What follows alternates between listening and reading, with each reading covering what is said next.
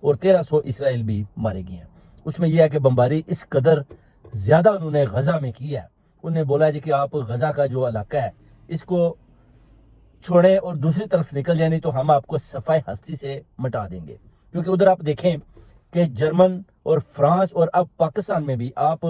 اسرائیل کے خلاف احتجاج نہیں کر سکتے، بات نہیں کر سکتے۔ جیسے آپ نے دیکھا جو پاکستان میں بھی پی ٹی آئی نے جیسے ہی باہر پروٹیسٹ کرنے کی کوشش کی تو انہوں نے ان کو پکڑ کر جیلوں میں بند کرنا شروع کر دیا۔ آپ دیکھیں کہ ٹرمپ نے بھی اسرائیل کے خلاف آواز بلند کی ہے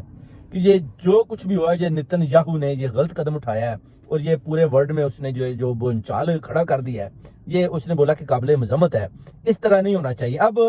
جو لڑائی لگی ہوئی ہے فلسطین کے اندر اور اسرائیل کی، اس میں آپ دیکھیں کہ ملک جو ہے نا سارے ابھی تو دیکھ رہے ہیں کہ کرنا ہے تو کیا کرنا ہے۔ آپ دیکھیں کہ کسی لیڈر نے، کیا شہباز شریف نے کوئی ایسی مذمت والی بات کی